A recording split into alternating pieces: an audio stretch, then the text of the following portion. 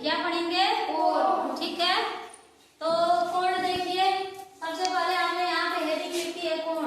क्या लिखा है? कोण। अब कोण की परिभाषा आपको पता होनी चाहिए कि कोण किसे कहते हैं।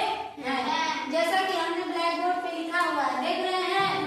दो रेखाओं के मध्य झुकाव को कोण कहते हैं। हम आपको पढ़ाए थे पिछली कक्षा में कि रेखा किसे कहते हैं, बिंदु किसे कहते हैं। समझ में आया?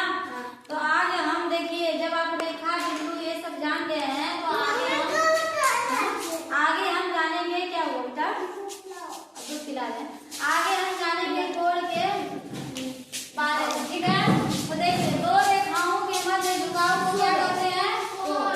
देखिए एक रेखा ये हो गई, आपको दिखाई दे रहा है, और एक रेखा ये हो गई। दोनों रेखा को हमने झुका कर क्या किया है?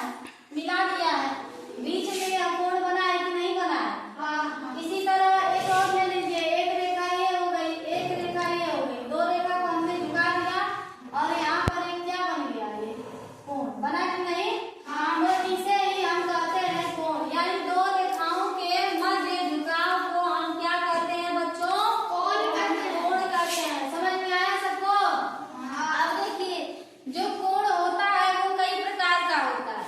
जैसे कि हमारे पापा है, हमारे पापा के 4 बच्चे हैं, तो ये 4 प्रकार हो गए हम लोग। ठीक है, उसी तरह कोण हो गया, तो कोण के पास एक बच्चा नहीं है, उसके पास कितना बच्चा है?